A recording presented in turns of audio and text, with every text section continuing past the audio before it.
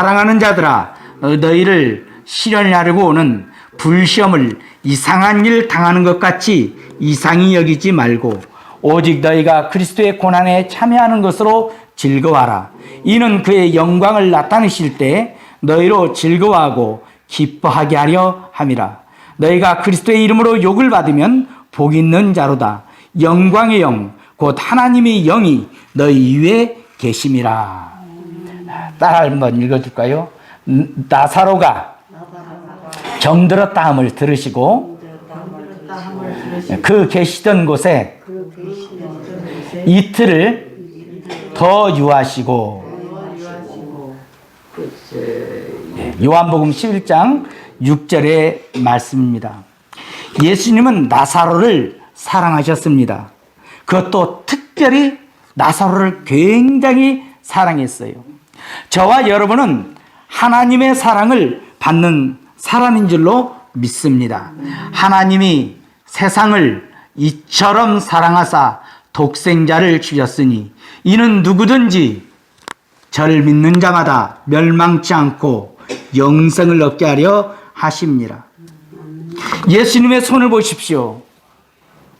거기는 저와 여러분이 지은 죄값을 청산하려고 십자가에 대신해서 못 박힌 상처가 있습니다. 예수님의 발을 보십시오. 그 발등을 보십시오. 거기는 저와 여러분이 가지 말아야 될 것을 간 것으로 인해서 예수님은 그 죄값을 없애기 위해서 십자가상에서 그 양발에 대못이 박히셨어요. 예수님의 옆구리를 보십시오. 예수님의 옆구리는 노마 분명히 긴 창을 가지고 예수님의 옆구리를 푹 찔러서 심장을 뚫고 등을 꿰뚫고 나와서 그 뚫어진 창자국을 통해서 하늘이 보이게끔 되었습니다. 하나님은 사랑입니다. 할렐루야. 얼마나 사랑했느냐. 심장이 터질 정도로 우리를 사랑한 줄로 믿습니다. 우리를 이렇게 사랑하는 예수님께 우리가 기도를 드리는데 우리 주님이 무슨 기도를 안 들어주겠어요? 무엇을 아끼겠어요? 우리가 하나님 앞에 무엇이든 간구하면 우리 주님은 우리를 사랑하시는 거로 다 들어주시는 줄로 믿습니다. 그런데요, 오늘 본문은 평소 예수님과는 좀 달리 시작되는 것을 볼 수가 있어요. 다시 한번 본문을 따라 읽어봅니다. 나사로가, 따라하세요. 나사로가 병들었다 함을 들으시고 그 계시던 곳에 이틀을 더 유하시고. 그러니까 나사로가 병이 들었다고 하면 보통 예수님은 내 아들이 나았다 말씀 한마디면 말씀이 가서 치료해 놔버릴 수도 있고, 또 내 아들이 병들었어? 내 오라비가 병들었어? 누가 병들었어? 그럼 가자 신방을 하셨을 텐데 오늘 예수님은 그렇게 하지 아니하시고 오히려 어떻게 하시냐면은 뭐라고 하냐면 그 계시던 곳에서 하루 이틀을 더 안 가시고 머물러 계셨다는 얘기예요. 여러분, 우리가 주님에게 기도할 때 즉시 응답되는 기도도 있는가 하면 조금 기다려라 하는 기도도 있고 어떤 것은 거절하는 기도도 있어요. 그런데 오늘 나사로 같은 경우 하나님께서는 시련으로 인도하는 것을 볼 수가 있습니다. 신앙인에게 있어서 시련은 반드시 필요합니다. 오늘 그 이유와 극복 비결에 대해서 몇 가지만 전하려고 합니다. 첫째로, 왜 시련이 오느냐? 그것은 내 신앙이 몇 점짜리인지 알아보기 위해서 시련이 옵니다. 따라할까요? 내가 몇 점짜리인지 알아보기 위해서 시험이 필요합니다. 학생들은 시험을 보죠. 국어 시험도 보고 산수 시험도 보고 사회 시험도 봐. 그러면 시험을 딱 보는데 시험 점수를 딱 보니까 100점이 맞았어. 그러면 아이고 내가 공부 열심히 했더니 100점 맞았구나. 이것은 60점밖에 못 맞았네. 내가 이것은 좀 공부를 해야 되겠구나. 알지요. 자기 자신의 실력을 알게 되는 거예요. 시험 오기 전에는 내가 몇 점짜리 신앙인지 모르는데 시험이 오면 내가 몇 점짜리 신앙인지 알아요. 알곡인가 쭉정인가 어떻게 알아요? 여러분 채라는 거 있잖아요. 채로 막 까부르면 어떻게 돼? 알곡은 자꾸 안으로 품으로 파고들지만 쭉정이는 자꾸 못 살겠다고 밖으로 나가 떨어지잖아요. 하나님은 체질을 하면은 알곡 성도는 자꾸 하나님 품으로 파고들지만 쭉쟁이는 자꾸 밖으로 나가는 것입니다. 참 성도인가 가짜 성도인가는 불같은 시험을 통해 보면 압니다. 싹군 목자인지 선한 목자인지 알곡인지 쭉적인지 알곡이면 몇 점짜리 알곡인지 시험을 치르는 것입니다. 시험을 치르면 본인도 알고 남들도 알고 내가 몇 점짜리인지 다 알게 돼요. 그래서 오늘 나사로 이 남매는 혹독한 시련을 당하는 거예요. 혹독한 시련을 통과할 때 내가 몇 점짜리인지 정확하게 파악을 할 수가 있습니다. 구약에 아브라함이라는 사람이 있었어요. 믿음이 얼마나 좋은지 믿음의 조상 그랬어요. 믿음이 얼마나 좋은지 믿음의 조상 그랬어요. 나이가 75세예요. 그러면 나이가 많은가요? 적은가요? 75세면 나이 많이 먹었죠? 그런데 하나님께서 아브라함에게 너는 너의 본토 친척 애비집을 떠나서 내가 내게 지시할 땅으로 가라. 내가 너로 큰 민족을 이루고 내게 복을 주어 내 이름을 창대케 하려니 너는 복의 근원이 될지라. 하나님은 75세 된 아브라함에게 너는 앞으로 큰 복을 받아서 내 이름이 창대하게 될 것이다. 너는 큰 민족을, 아직 자식 하나도 없는데 75 혼자야. 자식도 못 낳는데 75살 먹은 할아버지한테 너는 큰 민족을 이룰 것이다 그랬어요. 그랬더니 아브라함이 아이고 내 나이가 75세인데 무슨 그런 말씀을 하셔요. 이렇게 한 게 아니고 아멘 하고 믿고 따라갔어요. 1년이 지났어요. 5년이 지났어요. 10년이 지났어요. 자식이 없어요. 하나님은 분명히 아브라함에게 너로 큰 민족이 되게 하리라 했는데 자식이 없는 거예요. 그래서 첩을 얻었어요. 첩을 얻어서 하갈이라는 사람을 얻어가지고 이스마엘이라는 자손을 얻었는데 하나님은 그 약속의 자손은 아니래. 네 본처의 사라를 통해서 나는 자녀가 참 자녀다 그런 거예요. 그리고 아브라함 나이가 99살이 되었어요. 99살이 돼서 이제 다 아브라함이 그리고 사라도 이제는 다 포기할 지경이 됐을 때 하나님이 찾아오셨어요. 찾아오가지고 내년에는 너에게 자식이 있을 것이다. 그러니까는 부엌에서 지금 손님을 접대하려고 하나님이 사람의 모습으로 오셨으니까 접대하려고 사라가 부엌에서 일을 하다가 웃었어. 내 나이가 몇 살인데 내 나이가 몇 살인데 자식이 내년에 있다고 그러신다면 그냥 하나님이 안에서 아브라함하고 얘기하다 왜 사라가 웃었냐? 그 사라가 놀래가지고 안 웃었어요. 그러니까는 하나님이 아니다 웃었다. 그래서 그 아들 이름이 누구냐면 웃음이에요. 웃음. 웃음이란 뜻이 이삭이에요. 이삭. 그래서 아브라함이 아들이 낳았는데 그 이름이 이삭이에요. 100살이 되어서 정말로 아들을 낳았어요. 야, 100살 되어서 난 아들 얼마나 아팠겠어요. 보기도 아까워. 훅 불어버리면 날아갈 것 같아서 아이고 내 아들, 아이고 내 아들, 아이고 내 아들 하는데 하루는 하나님께서 아브라함을 부르시는 거예요. 제가 성경을 읽어드릴게요. 그 일후에 하나님이 아브라함을 시험하시려고 뭐 하려고요? 시험하려고 몇 점짜리인가 시험하려고 그를 부르시되 아브라함아 하시니 그가 가로되 내가 여기 있나이다. 여호와께서 가라사대 내 아들 내 사랑하는 독자 이삭을 데리고 모리아 땅으로 가서 내가 내게 지시할 한 산 거기서 그를 번제로 드려라. 아브라함이 아침에 일찍 일어나 나귀의 안장을 지우고 두 사환과 그 아들 이삭을 데리고 번제에 쓸 나무를 쪼개어 가지고 떠나 하나님이 지시하는 곳으로 가더니 하나님이 네 사랑하는 독자 갖다가 모리아 사는 지금 예루살렘을 말해요. 예루살렘에 가서 팔을 자르고 다리를 자르고 내장을 다 긁어서 태워서 하나님께 제사 드려라.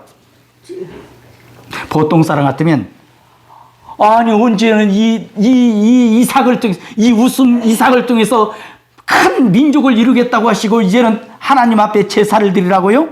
아이고 못합니다. 차라리 날 데려가세요. 그럴 텐데 아브라함은 믿음의 조상이에요.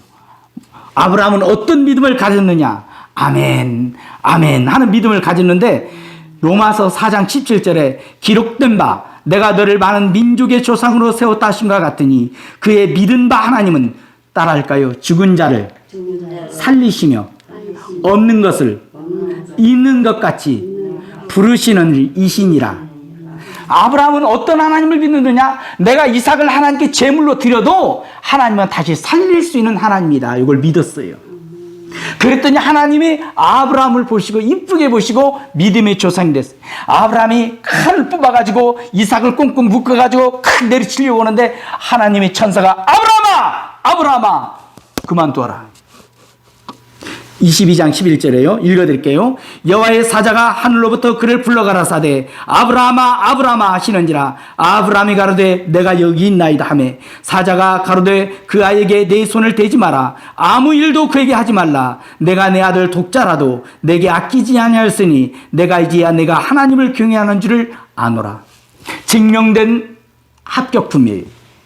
하나님이 시험을 하셨는데 하나님 앞에서, 천사 앞에서, 사람 앞에서, 자기 앞에서 내가 몇 점짜리 신앙인지는 알게 되었다는 거예요. 할렐루야. 저는 이 성경에 있다가 만약에 하나님이 난 아들 하나 딸 하나 있잖아요. 네 아들 번제로 드려라. 그럼 저는 못해요. 하나님 차라리 날 데려가셔요. 나 갖다서 하나님께 바칠게요. 얼마든지 드릴게요. 날 데려가세요. 쟤는 안 됩니다, 하나님. 그런데 아브라함은요, 얼마나 믿음이 좋든지, 아멘! 상의하지도 않았어. 그냥 그 다음날 즉시 순종했어요. 신앙을 본받기를 주의 이름으로 축복을 드립니다. 아브라함은 자기가 몇 점짜리 신앙인지, 이젠 아브라함이 알았어요. 전지전능하신 하나님이 모를 리가 없잖아요. 아브라함이 어떤 신앙, 몇 점짜리인지 모를 리가 없어. 그러나 하나님은 이 일을 통해서 아브라함이 몇 점짜리 신앙인지 증명되도록 하였어요. 천사도 알게 되었습니다. 세상 사람도 알게 되었습니다. 저도 아브라함이 몇 점짜리 신앙인지 알게 되었어요. 여러분, 우리는 시험을 치르는 날이 있어요. 이 시험을 치르는 날, 만천하의 나의 신앙을 공표하는 날입니다. 시험을 잘 통과해서 박수 받게 되기를 주의 이름으로 축복을 드립니다. 두 번째로 왜 시련이 오느냐 따라할까요? 신앙심을, 믿음을 강하게 만들어주기 위해서 시험을 통과해야 됩니다. 결혼하면 뭐래요? 전 결혼할 때 반지를 주더라고. 나한테 반지를 하나 딱 끼워, 금반지. 또 어떤 사람은 다이아 반지를 주잖아요. 그러죠? 왜 다이아 반지, 왜 금반지를 해요? 금반지나 다이아나 금은 변하지 않아요. 그러니까 두 사람이 금반지를 나눠 끼고 다이아몬드를 나눠 끼면서 변치 말고 사랑하자. 그래서 다이아 반지를 주고 금반지를 주고 받는 거예요. 다이아몬드는 희귀해요. 발에 막 널린 것처럼 돌처럼 널린 것이 다이아몬드라면 귀하지 않아요. 금덩어리는 귀해요. 쇠덩어리는 흔하지만 금덩어리는 찾기 힘듭니다. 금은, 다이아는 순수합니다. 순수하게 당신만을 사랑합니다 하는 의미로 금을 주고 다이아를 서로 주고받는 줄 압니다. 여러분, 하나님은 우리를 어떻게 부르냐? 다이아몬드 같은 신앙인, 금과 같은 신앙으로 보는 줄로 믿습니다. 원래 이 다이아도요, 석탄인데 그냥 무거운 그 지력에 의해서 막 눌려 있다가 이게 다이아몬드가 되는 거예요. 금도 마찬가지예요. 여러분, 우리 성도가 순금 같은 믿음을 소유할 때 하나님은 그를 순전하다 그런 줄로 믿습니다. 할렐루야. 금과 같은 신앙 갖게 되기를 주의 이름으로 축복을 드립니다. 순금 같은 신앙을 갖고 있는 사람, 하나님은 희귀하게 보셔요. 야, 내가 그렇게 봤는데 다 타락했는데 쟤는 저렇게 순수하게 예수를 믿는데, 야, 변치 않는 믿음을 가지고 있구나. 희귀하구나. 야, 보석 같구나. 내가 더 귀히 여겨야겠구나. 이렇게 되려면 금을 갖다가 순수하게 만들려면 어떻게 해야 되냐면, 제가 금 하는데 보니까 금을 갖다가 막 두들겨 때리더라고. 그래가지고는 불 속에다가 막 지졌다가 또 뺐다가 또 망치로 두드렸다 졌다가 뺐다가. 왜 그러냐면 그 금 늘리려고.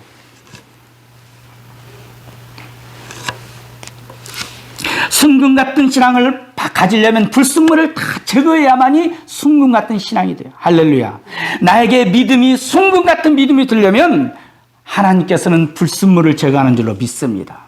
그래서 하나님이 순금 같은 신앙, 정금 같은 신앙을 갖고 있을 때는 우리를 희귀하게 보시는 거예요. 야, 내가 세상 사람 찾고 찾아봤더니 야, 너희들 믿음은 왜 그렇게 좋냐. 할렐루야. 일요일날 사람들은 텔레비전 보고 놀러 가는데 효나눔도 유목지센터에서 이렇게 예배를 드리니 야, 귀하구나. 하나님이 귀하게 보는 줄로 믿습니다.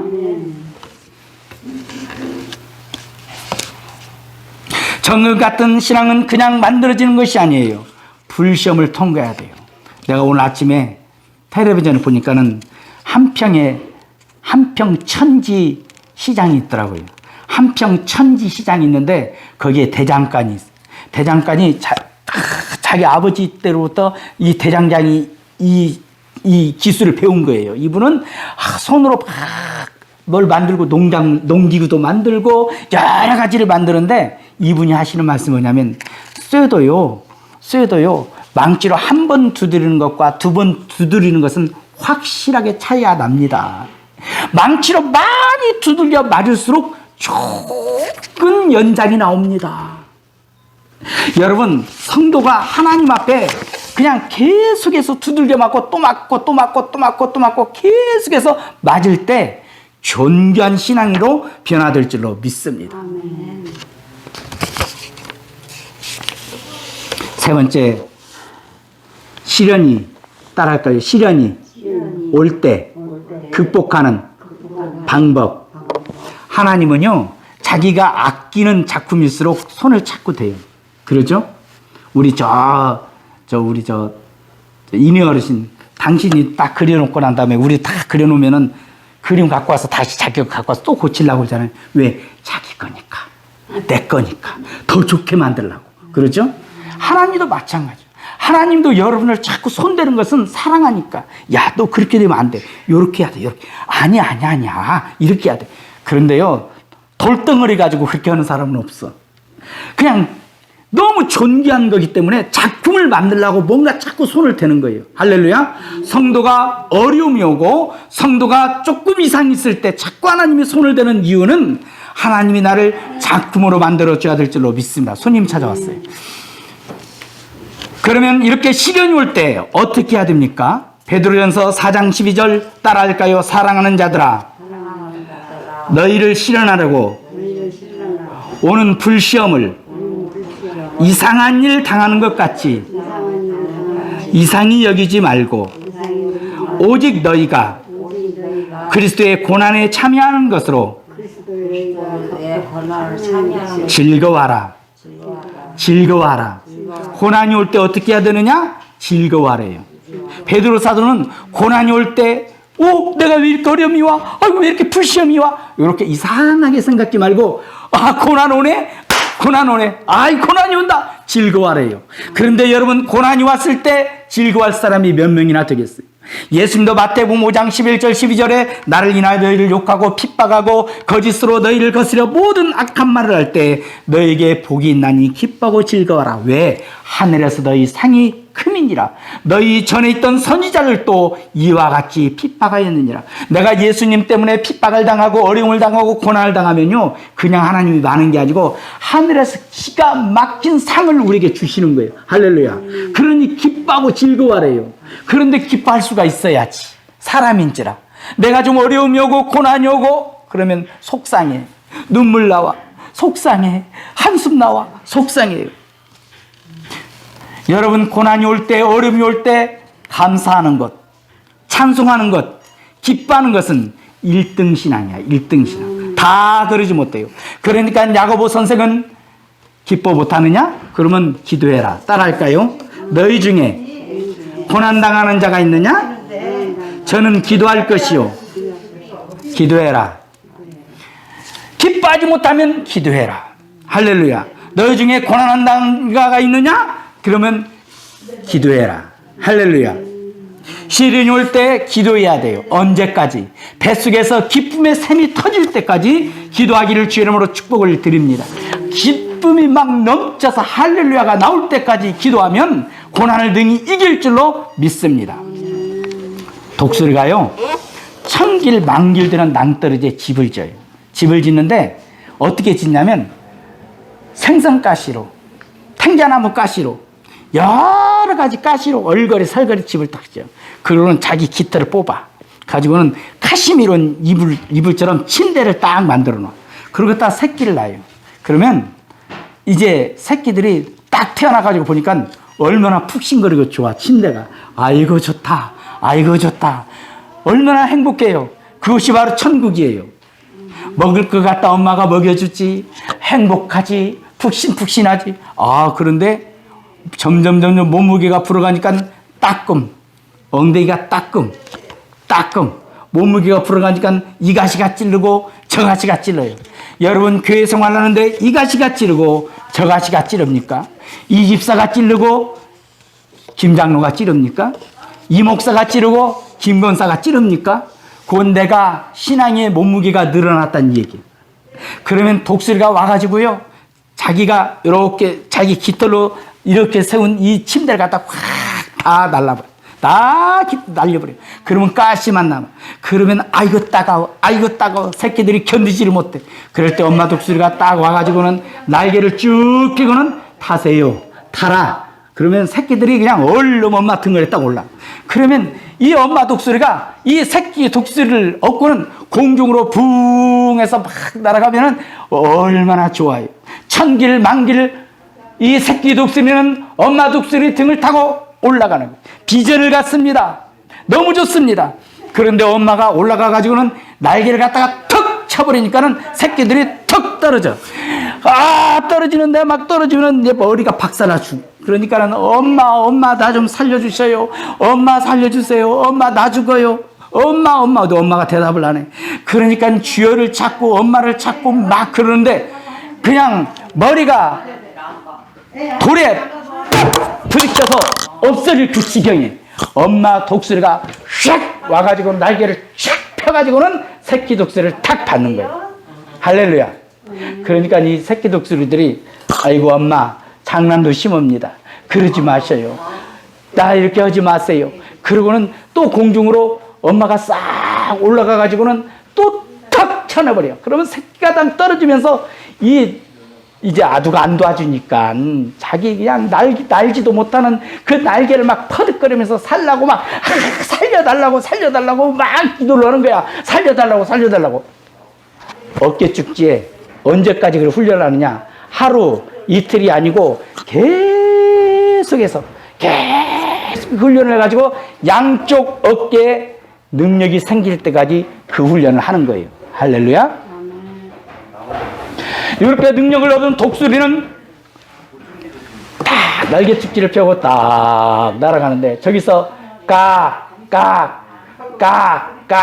까마귀가 날아가. 까마귀가 1000마리 2000마리가 샥 날아가면 이 능력 얻는 이 독수리가 가가지고는 확 움켜잡을 필요도 없어. 이걸로 갖다 탁 치면은 20마리 10마리 도도도독 마귀가 떨어지는 거예요. 할렐루야. 하나님께서는 우리에게 고난을 주시는 것은 기도하라고. 할렐루야. 기도하면 능력이 생기는 줄로 믿습니다. 이렇게 능력 얻게 되기를 주의 이름으로 축복을 드립니다.